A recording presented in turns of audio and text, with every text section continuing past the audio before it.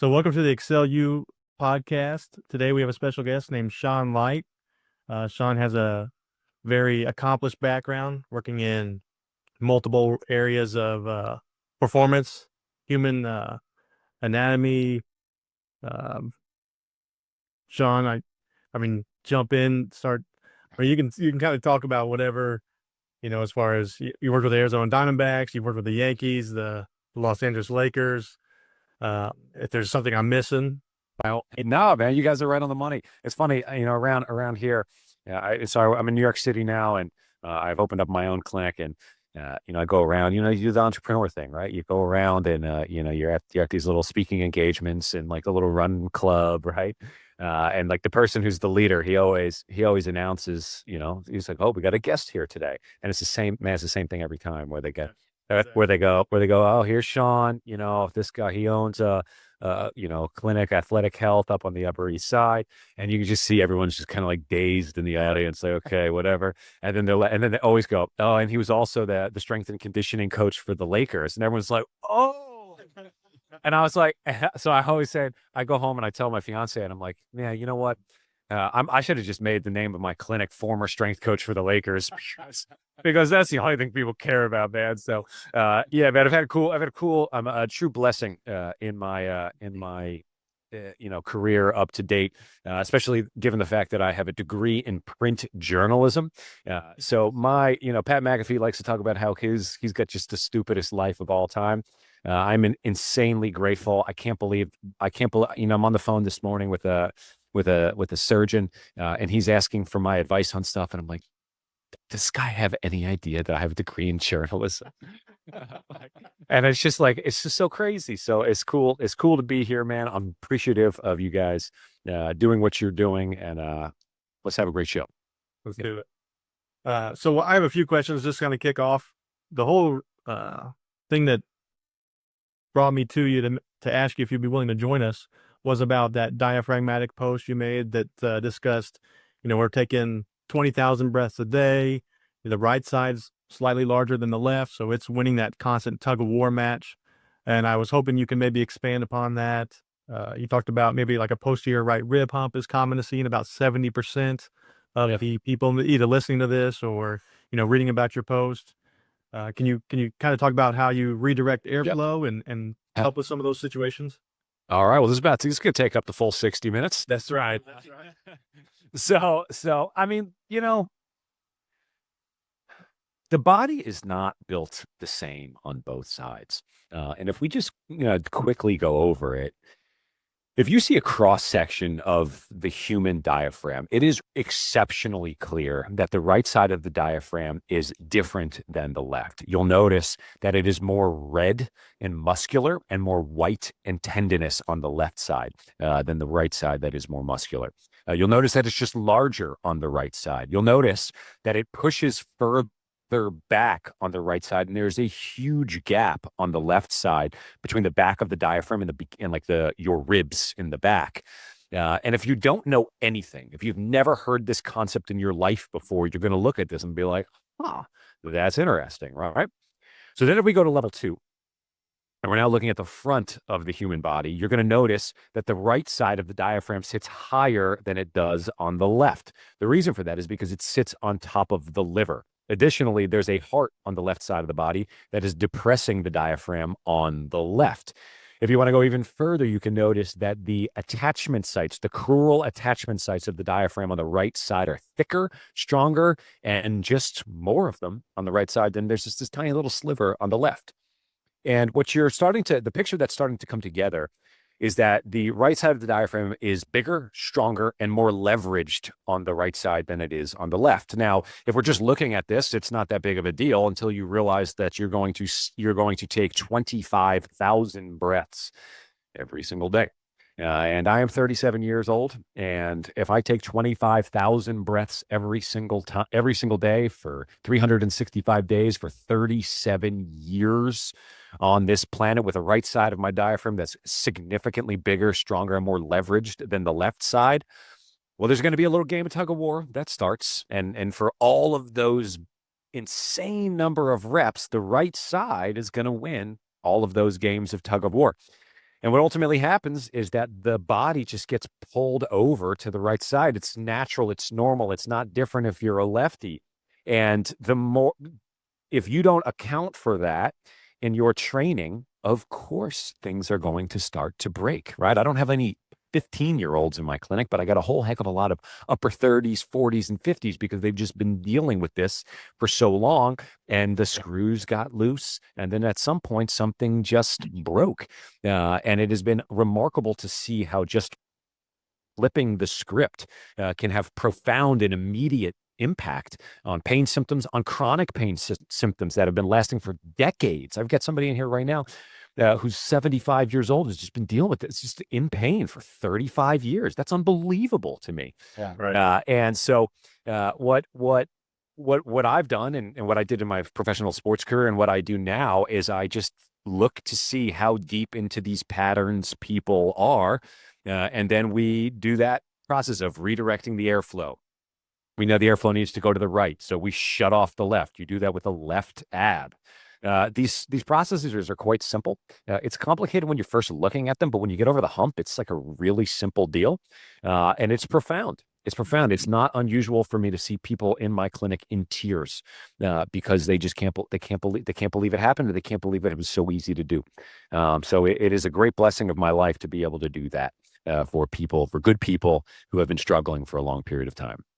Yeah. Yeah. I remember we were in a PRI course one time, and they showed a video of Usain Bolt, which for people that don't know who Usain Bolt is, fastest man alive. I don't know what his 100-meter dash time was. Under 10 seconds, I know. It was like 9.7 or something like that. Something stupid crazy. I mean, just crazy fast. But they showed him how much he was using one side of his body more than the other.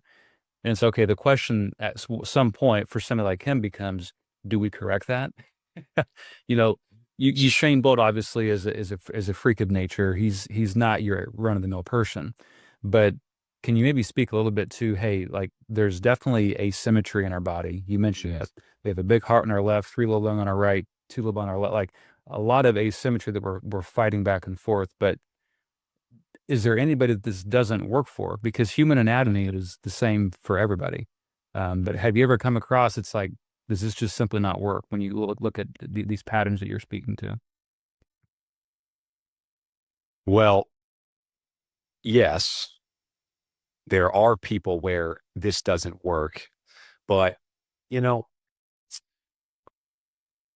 when I was, this was maybe 2015, and I was in the throes. And if you gentlemen are studying PRI, you understand the throes of learning this stuff. Yeah. He's just the long nights of going through the appendix trying to figure this stupid thing out. What some of the words mean?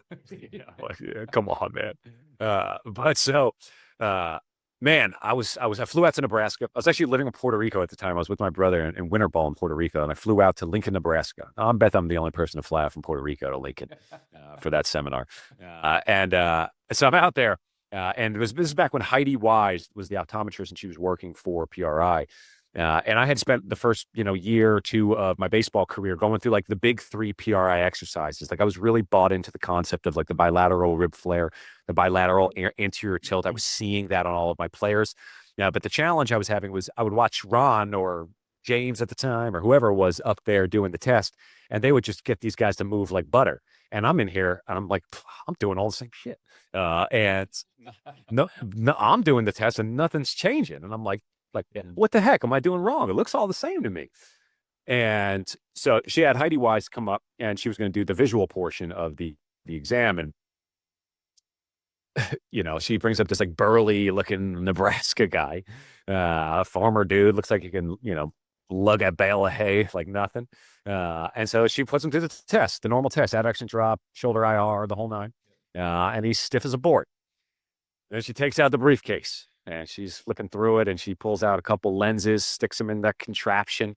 She's got them, she has them walk up and down the hallway there. And she comes back, she puts them on the table, and my man was butter. I mean, just smooth. And I'm like, what the hell? I was like, I'm over here doing these 3 sets, 5 breaths, push through the table, get the abs on, and I could have just got him whatever the hell's in this briefcase over here. So I was like, well, what the heck? What am I missing here? So, I started to look at it. It's like, okay, well, something's happening neurologically here. And so that's when I really dove into the brain and neuroscience and psychology. And the people that I find that this does not work for is the people who can't get there yet. And this is a major challenge. This is probably beyond the scope of PRI. But I think this, in my eyes, gentlemen, I think that this is the final frontier of health. Is how do you get, and the reason that I've become so passionate about this is because I was a college basketball player myself, and I shot something like 38% from the free throw line, not because I'm a terrible free throw shooter, but it's because I was nervous as hell.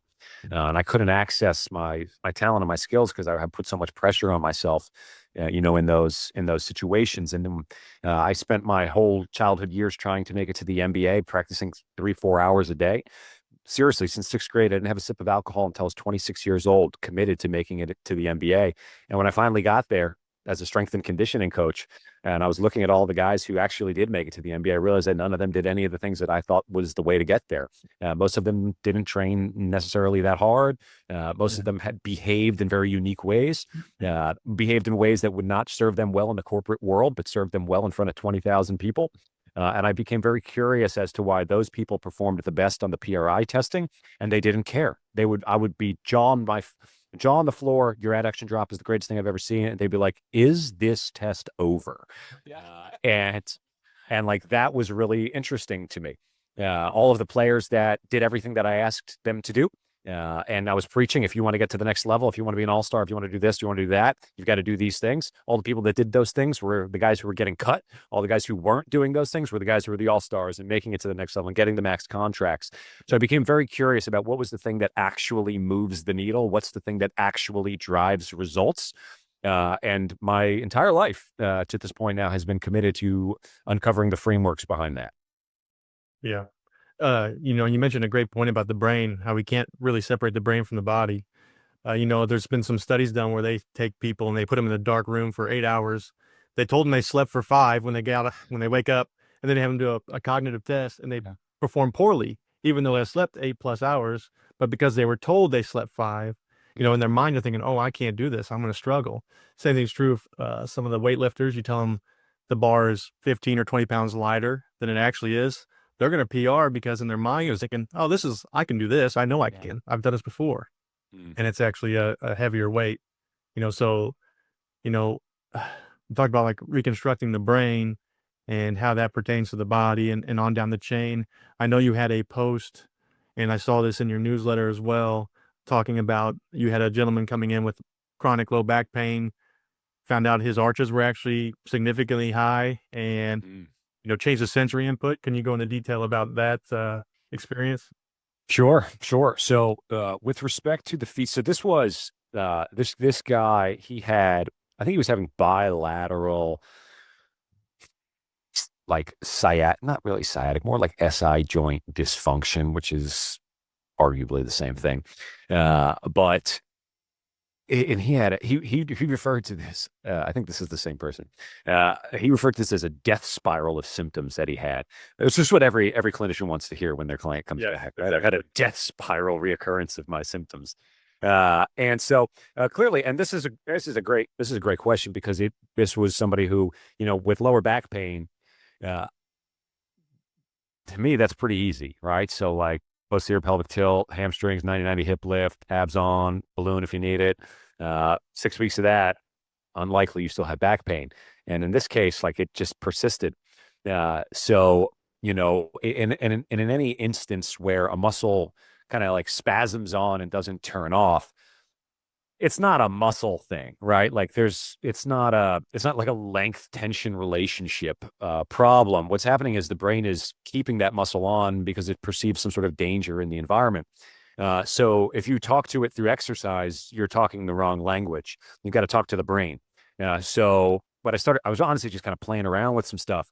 And what I noticed was I had him take his shoes off, and I noticed that he had super high arches. And the way that the foot works, there's really 3 points on the foot that I'll call them buttons, right? So the buttons that speak to the brain and initiate a certain action, right? So when your heel touches the floor, that is a signal to your brain to turn on the muscles of single leg stance on that side. So right heel touches down, the muscles of right stance are be off. Then I'm going to go to the outer border of my foot, because now I'm accepting the full weight transfer from the left-hand side. So now the hips move over and I should be really nicely functionally in right single leg stance. Then what's going to happen is I got to transition myself from right stance to left stance. So I start to roll over on that arch. And once the brain perceives and feels the arch, it knows it's time to shut off the muscles of right single leg stance, because simultaneously the heel on the left is now making contact. So while that's getting the signal to shut off, the left side is giving the signal to turn on. And then we just cycle through that process the whole way. So, and this was not something I learned in a book or learned in a course or anything like that. It's just kind of an understanding of what's happening. And I see high arches and I'm like, okay, well, I know that the arch is supposed to shut off those muscles, and that's going to be like those external rotation muscles, right? And so I'm like, that thing probably should be off, right? So what happens if I put a little pad under there and just let him feel that right arch? And I'm talking instant. Jumping jacks, squats, deep squats, the whole nine right away. And it was awesome. It was so cool. And I'm sure he was so, excited too, right? yeah, he was. But so then we've got to go into the dance of how do we make that stick, right? Because just having a pad in there, you just don't have like, I think one of his first questions to me was, is there a future when I don't have to stick this felt pad on my arch? And I'm like, well, I hope so. Yeah. But now we've got to condition the body to get that all the time. Yeah. I always tell people, like, the body is so good at adjusting to the forces that we decide to put through it. Whether that's sitting at a desk for our job or if we're an athlete, whatever that may be, it's so good at compensating, and it's really difficult to get people out of those patterns. And that's been probably the biggest challenge of my PT career is, going from, I'm going to use the word cookie cutter. That's no disrespect to anybody that is still learning and trying to grow, but it's hard. Like, to your point, 95%, maybe higher of what we were talking about today, we had zero in school, none of it. Right. And this is a lot of this is you have to go out and find it. I didn't even know what PRI stood for. I thought somebody was calling me a name the first time I heard it, So, but you talk, I'm not trying to shift too much, but you talk a lot in your book and your material, how healthcare is broken. It's really, and I think this is maybe a good segue for that, because a lot of the reason that some of this stuff isn't taught in school is because of the healthcare model. I've always, since we opened this practice, I've talked about there's 3 main problems in healthcare that I see, and you actually did a much better job of condensing them in your book. But I've always said there's a relationship, number one, based around money between the employee and the employer. The employee wants a 3% raise every year, and in return, the employer wants more efficiency, basically more revenue, right? Well, unless you're getting higher reimbursement, which is our second problem, insurance companies are declining, reimbursement rates are lower for insurance-based practice. Right. And then number 3, insurance companies dictate the plan of care. Why the heck did I go to school if an insurance company is going to tell me? This is a real quick story. We had an athlete a couple years ago, ruptured his Achilles, 17-year-old athlete, ruptured it playing football, had a Division I baseball offer for the next year after he graduated to go. His insurance company gave us 6 visits to get him better. And they wouldn't let us bill for many T codes that are pretty standard. So that's my point. It's like, it's tough and it's challenging and it's exhausting. So can you speak to that a little bit about the healthcare model? You talk about cost to acquire, and I forget the other term, but you talk about that pretty extensively. Yeah, cost to acquire, customer lifetime value. Yeah. Man, gents, I mean, this is such a good topic. I'll start by saying this. I think that the healthcare industry largely was built well-meaning. I think it's a good system, right? Like, I think that it's the intent is to get as many people care as you can and do it somewhat affordably, right? And of course, when the almighty dollar gets involved, and we're talking profit margins, and the insurance companies got to make their money and they've got to make investors happy and things like that, things can get a little bit skewed. And I think, when you're looking at, your typical physical therapy or typical insurance-based process, I mean, these are the considerations of the company, right? First of all, the company needs to pay their bills. So that is priority number one. And so you're going to be looking at razor sharp margins. You're always going to be wanting to charge more money. There starts to be, are you guys like straight entrepreneurs? Like you started the clinic? Yeah, so we started this practice about 3 years ago. Myself and a couple other guys. We're kind of a hybrid model. We take both cash and insurance. Okay. So like in the beginning, right? Like when you go step out on that limb and you're like, you take anybody who's going to come to you, right? And it's because money is, you gotta have it, even if it's like a client that maybe you shouldn't take, or maybe you're not so sure. You're like, screw it. Like, let's figure this thing out. Right. And in certain instances, right? Like maybe it's not the best fit. And maybe that person's not ready to really get it, right? You guys talked about you're doing like loading and real training in there. Some people aren't there for that, and they're not ready to hear all of that. So, but it becomes a challenge. You start bending to the will of the client because you gotta make ends meet. And so where I think that the typical PT model has its limitations, right? I also think that physical therapy, from my eyes, is really good at when somebody's has surgery and they've got to come back, they've had a car accident, right? But I think in chronic pain, when they have these idiopathic, unknown origin pain, like it kind of falls flat in terms of how to actually fix that. On the flip side, I know so many incredible, brilliant, world-class level strength and conditioning coaches and athletic trainers who are real estate agents right now. And Yeah. it is because they were unwilling to accept the reality of entrepreneurship in this game. When I left the Lakers, I was 100% positive that I was about to become real rich and real famous real fast. And I launched my first seminar, two different locations here in New York City. And both seminars had to be canceled because I got 0 people to sign up.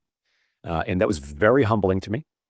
I thought that all I needed was to tell people that I worked for the Lakers and they were just going to sign up. It turns out people don't really care that much. And that was a big deal for me. And I remember true crossroads of life. Like, you're either going to learn this marketing stuff and learn how to get people in, or you're going to go be a trainer at Equinox. You're going to go back to a sports team or something like that. And obviously I took one of the routes to go in and learn this stuff.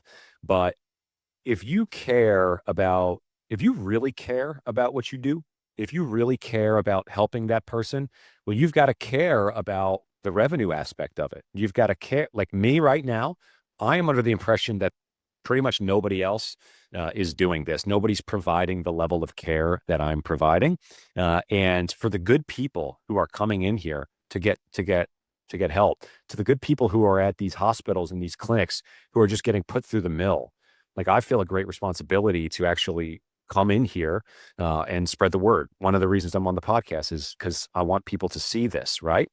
And it's hard. It's hard to sell somebody on a package. It's hard to sell somebody on the amount of money that you need to do it, right? So, like, the way you build out a clinic, it's like, the way that I built it, I was like, you start at this high end where it's like insanely expensive. And that's hard. Sometimes I have a hard time saying the number because I feel like it's so absurd. But like, you have to, like, I've got to get through that so that I can fund the advertising and and all of those little things that have to happen to run a quality clinic. And ultimately, what I want to do and what I'm trying to accomplish is to build a clinic that reflects what happens in professional sports. And one of the things that I say quite frequently nowadays is that there's basically a completely separate branch of medicine that professional athletes have access to. When somebody gets hurt, there's no care about getting that customer to come back. There's no care about lifetime value of the customer or customer acquisition costs. The only thing that matters is getting them back as fast as possibly, as effectively as possible, and back to 100% in the quickest possible, most effective manner, which is what every single person who's a non-professional athlete wants. But because of the setup because now money's involved and the setup of the insurance process, you simply can't get that. If you don't go to a cash-based practice, you have no chance. You have no chance to get that level of care, just because you're just up against it. So my philosophy here is to build a facility that gives you the exact same care that a professional athlete would get if they had back pain. That's what I'm doing. Right. I want to pull, if you're okay with this, Sean, I'm going to pull up the graphic that you have in your book. See if I can figure this technology out here. I believe in you. Let me know if you can see this. There it is. So I came across this. I don't know if it was first maybe on a tweet or whatever they call it now on X. Maybe it was your book, but this kind of blew me away. I had never seen these stats before. And to your point, I think whether it's a hip replacement or a knee replacement, but 790,000 knee replacement procedures done every year. I had no idea. Yeah. Like if I had to pinpoint, orthopedically speaking, the joint that we treat the most, it's probably the knee. Yeah. Is my guess. And so that kind of backs it up, at least from our little clinic here. But yeah, 673% total knee replacement surgeries are expected to grow by that amount by 2030. So to your point, it's like, if we flip this on its head for a second, it's like typical healthcare, and this is, again, no disrespect, it's where we're at. There's not a lot of preventative stuff going on out there either. It's cost to acquire, and how often and how much can we get these people to come back and see us, and for how long can we get them to come back to? Sure. This graphic, I want our listeners to see this. This is from your site, from your material. Like, these are real legitimate numbers, and it's a big deal. Yeah, but here's the thing. I think that a mentor of mine once told me. So I had a friend of mine, really great guys. He was, incredibly successful in the financial world. And when I was kind of starting to tiptoe down the longevity preventative measures pathway, he made a great point. He said that most people won't predict their own demise. And in truth, I don't know. I think I was actually having this conversation yesterday with a friend of mine. There's all these like longevity clinics and VO2 max clinics and just like robust testing clinics that are like popping up all over the place. I think they're all doomed. I think the longevity stuff, while people will always want to live longer, people won't always be that keen on the work that it takes to get there. That is just a product of human nature.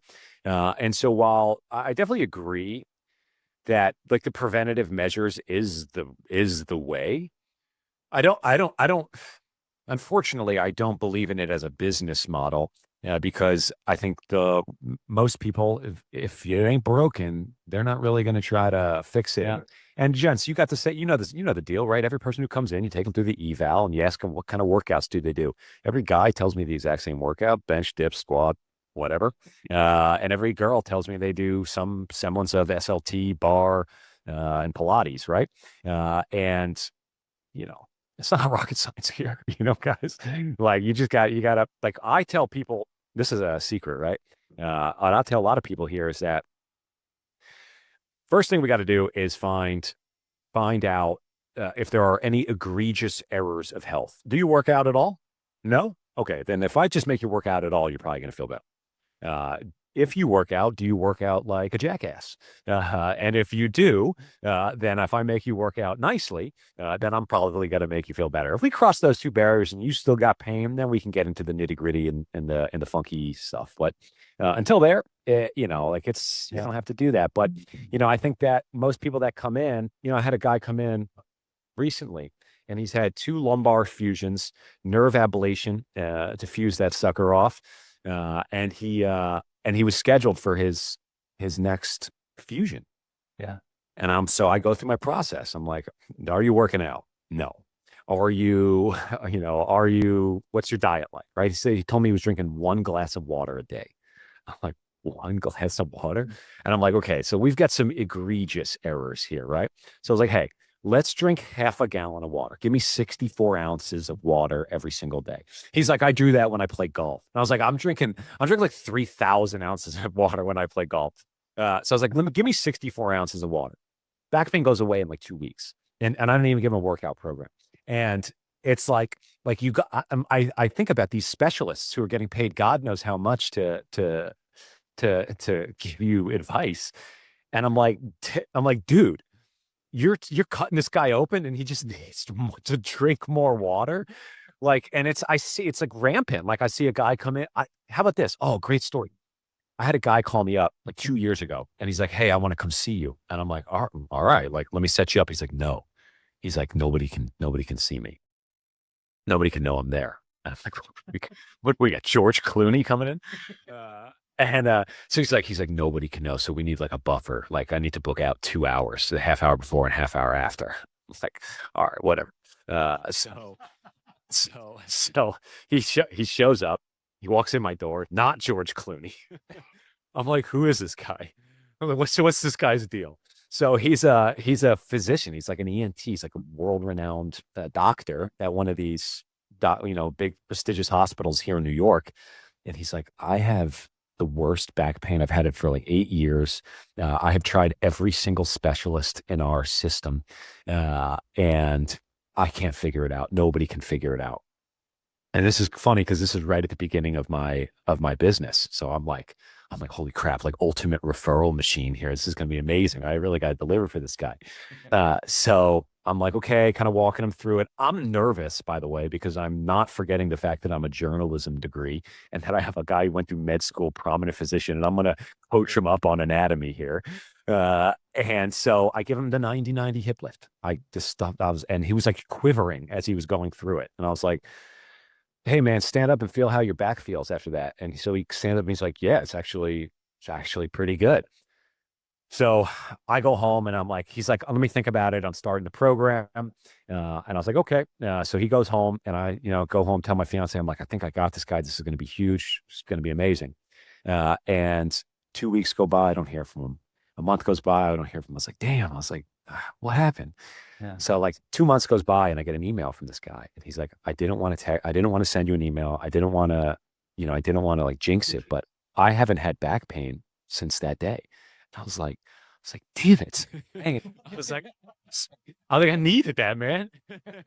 And so, but what was so interesting to me was here's this guy who is like in magazines and like on TV as like one of these like world-renowned physicians. People are coming to him for this back pain and he had weak hamstrings. Yeah. Like there was nothing fancy at all. He just had crummy hamstrings. And I see this all day long. And that's the state, right? And I'll wrap this up and I'll say, like, when I worked for the Lakers, whenever somebody would get hurt, we had a bunch of team docs. So the player, we bring him into the training room at the arena, lay him on the table, and then he gets swarmed by the docs, right? And you've got your orthopedic surgeon, you got your PT, you've got all the different specialists. And they go around the table, everybody weighs in, right? And the PT's like, man, I think we got to give him a couple correctives, right? Massage therapist is like, you know what? I think we got to get in there and do some deep tissue. Surgeon's like, you know what? I don't know. Let's scope it, right? And all the, everybody, the surgeon wants to cut, the massage therapist wants to do this deep tissue. Everybody's going to want to just go to their specialty. And if you go to a surgeon, don't be surprised when they want to get in there. And that's the state of our industry. Yeah. Yeah. Something you mentioned there briefly, and something I've been trying to do more of, and when I'm working with different patients, clientele, is talking about their dietary intake, how much water they're drinking, what's their daily caloric intake look like? We see so many people with low back pain or just just general just deconditioning almost, I would say. Yeah. And so you start asking like, kind of like you mentioned, how much water you drink in a day? And most people don't know, or they're like, oh, I drink enough. Like, well, how much do you drink? I drink a lot of water. Okay, you had 8 cups today. Well, that's not quite it. So trying to peel back that curtain a little bit and letting people. Sometimes you almost have to make them aware of that side of it. That I think people come with pain, and let's say they have neck pain, and they don't realize that sometimes just changing something simple is all it takes to make a big impact on their day to day. Can you talk a little bit more about the dietary stuff that you look for in particular? Right. Yeah. I mean, I'll truthfully, this is what I do. This is my philosophy. Broccoli good, ice cream bad. Like that's really it, man. I know that it goes deeper than that, but most people don't need to go deeper than that. Is at least in my eyes. And if you do, I'm not the guy for you, right? Like I'm an exercise guy. That's if you need true diet help, and there are people that need that. Like if you're beyond that one sentence, to me, like I don't really go there. But I will say this. And this is particular, especially if you're a hybrid clinic, right? So what I think a lot of people don't want to do, or maybe potentially unwilling to do so, is connect their pain to the diet, or connect the pain to their psychology or their sleep or something like that. Most people just want their cake and eat it, and to eat their cake and eat it too, right?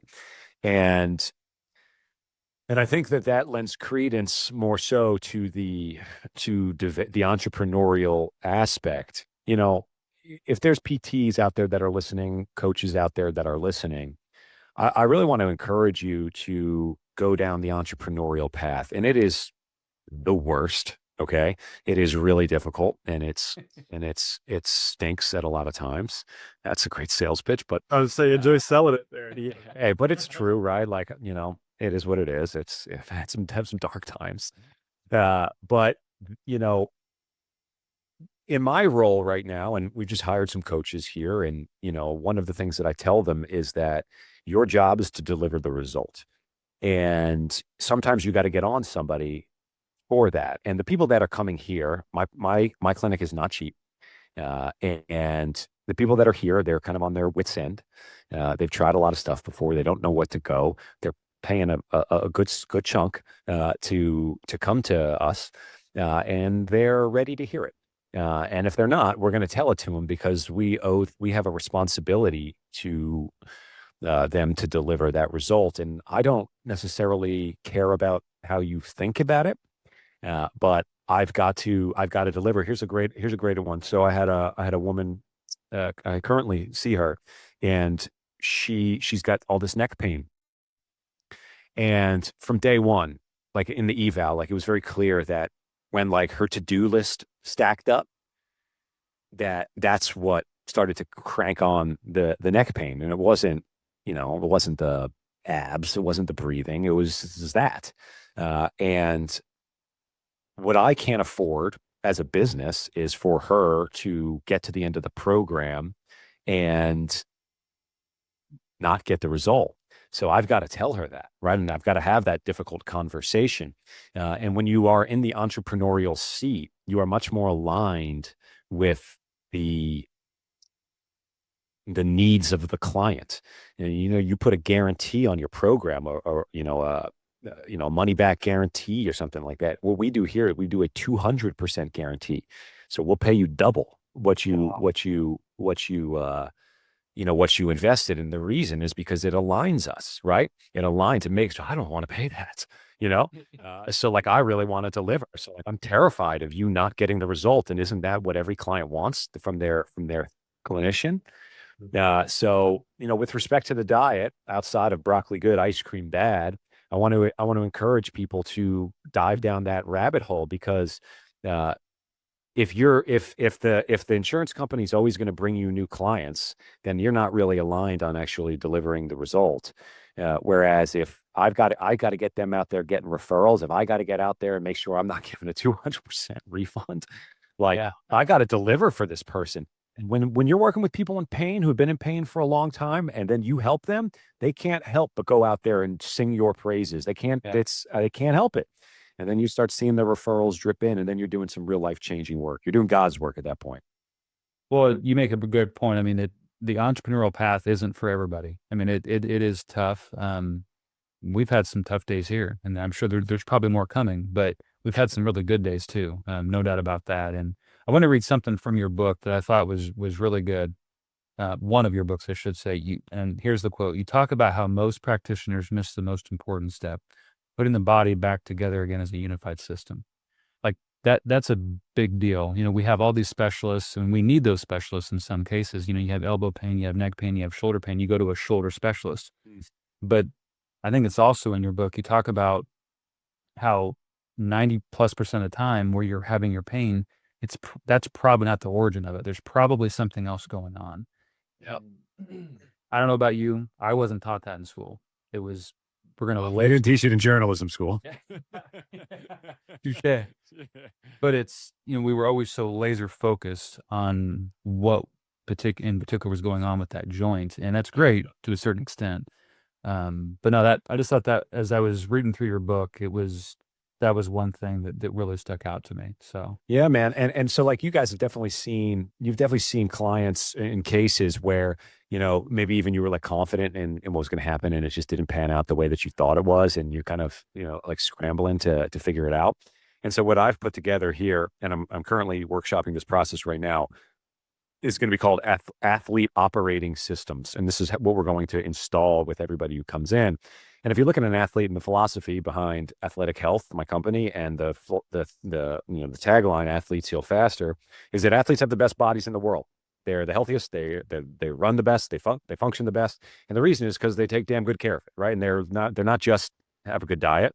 They don't just work out. They do everything, right? And in my eyes, there's 4 elements to that process. It's posture and breathing, right? We got PRI. It's got their place. I think it's an unbelievable science. Strength. I think you got to be strong. Energy production, whether that's conditioning, aerobic, anaerobic, whether it's metabolism, energy production, and then it's central nervous system. And what I try to do with everybody is we're trying to reduce the likelihood of you being in pain to 0. And if we take all 4 of those elements, complete picture of the human body, and we do what an athlete does, and we train them all. We dial in your diet, we dial in your posture, we dial in your strength, we dial in your central nervous system, we get your sleep running, we do all of those things. The likelihood of me missing what's going on is next to none. I'm not leaving anything to chance. I'm just installing all of these systems for you. And it's hard. It's work. It's sometimes a life altering transition of how you are moving throughout your day.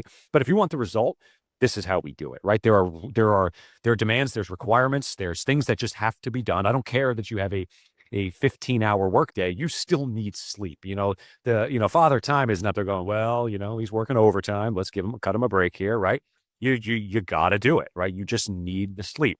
So if we can dial in all 4 of those elements and then just continue to move them up, you know, over time, then the likelihood of that individual still being in pain is next to 0, especially given that the people that are in pain, you are largely in either terrible condition or doing like egregiously bad things in their fitness routine. It's not like I got to turn you into an Olympian to get you there. yeah. Mm-hmm. Yeah. You have another one? I do actually, but I want to be respectful to your time too, Sean. I thought this was Ask the question if you got another one. Yeah, no, I do. And we wrote, you know, it was funny. I want to share with our listeners. We offered to send questions out to you, and what'd you say? You're like, guys, no, let's just have a conversation. Yeah. And the reason I bring that up is I love the candor, and I love like this is genuine, like this is real. And I don't think everybody always gets that when they go to a practitioner. You know, that's a big deal, and it is genuine. But this one was cool. 95% of hip pain, you say, comes from loose ligaments on the front side of the femur. And we know that in the PRI realm of, you know, that's a lot of times what we do that 99 breathing, that helps that, right? But I would say most people 90% plus of people at some point in their life are going to have back pain. So this is a pretty big population this is going to impact. So can you speak to that particular case that you were mentioning there? Yeah. So you're speaking about the loose ligaments on the front side? Correct. Yeah, so right in the front of the hip, right? So to hold the femur in place, there's a anterior capsule and a posterior capsule, right? It's the front side ligament and the back side ligament. And if you pull up the anatomy of it and you look at the chart, you'll notice the lines of pull, right? So if you look at the lines of pull of the front side of the anterior ligaments, if you contract them together, that's going to internally rotate the femur. If you look at the back side and contract those together, it's going to externally rotate the femur. I see this all the time in women, like all the time, where I take them and do the ligamentous test. I don't know what you call it, the ligament test. And we bring them down to the table and it just plops right down. And so what it's saying is that the integrity of that anterior front side capsule is not there anymore. In that case, we're left with just the posterior capsule that is doing its job, right? And if only one capsule is pulling, then it's going to pull it in that direction. So your femurs end up being stuck in external rotation. And full circle here on that sciatica SI joint guy, right? If you're locked into external rotation, I mean, the pelvis is going to go that way, and it's going to impinge on the sacrum. Those back capsules are going to be loose, and you're going to have a hard time internally rotating, which is what you need to move in and out of gait mechanics. So the challenge is that with ligaments, they're much more difficult, if not impossible, to actually bring back the integrity of that ligament, which is where PRI, and things like FRC get into the boxing ring and duke it out over, because we don't really like that there, right? And so I think, and also with flexibility, right? All of my clients are shocked to learn that more flexibility doesn't always infinitely equal better, positive, right? But what we can do is we can take the muscles that internally rotate the femur, the ischiocondylar adductor, the anterior fibers of the glute med, the medial hamstrings, and so on and so forth. Like those are muscles that in PRI we want to target a ton, because they're going to make up for those loose ligaments. And I tell everybody here that your skeleton is like a string puppet, and the muscles are a string. And if you don't have control over the skeleton, it's just going to default in whatever way that it defaults. Thankfully for clinicians, it typically defaults in patterned ways where we can kind of predict it and see it happen over and over again. But for the people, the good people out there suffering from it, if you don't have control over the skeleton, you're going to get the stability and the power and the hip extension from something else. And so what our job is to just wrangle it back and control it. And I mean, truthfully, guys, the chronic pain thing is not that hard. I can't believe I'm saying that. As a journalist, I can't believe I'm saying that.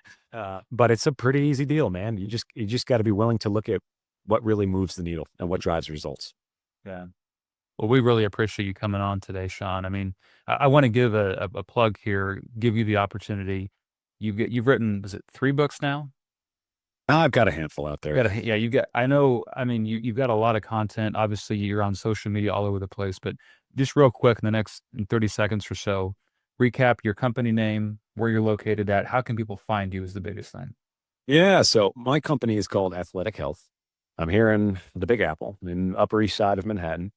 And athleteshealfaster.com is if you're interested in going that route. But here's what I would say in terms of next steps. What I would encourage everybody to do is go to myhomefaraway.com and just subscribe to that. What that is my life's work, and it is a work in progress. But what I am trying to what My Home Far Away is it's my next book, and I'm releasing it for free as I write it. And so you'll get, and who knows when I'll release it. I'm working on chapters, and whenever I'm done, I just pump it out there. There's an audiobook version of each of the chapters that are out right now. And what I believe is that there is a great secret to human health, a great secret that nobody is really paying attention to, that some people are talking about, but it's not from the people that you would think. And it's a great secret that is hiding in plain sight. And it is my mission through that book to take you on a journey of discovering it for yourself. It is a monster undertaking. It is a long project. I've got a couple chapters that are out right now. But that's the thing. I would love to see you if you got pain. I think you gentlemen are probably good resources as well. And I know that there are others that are out there.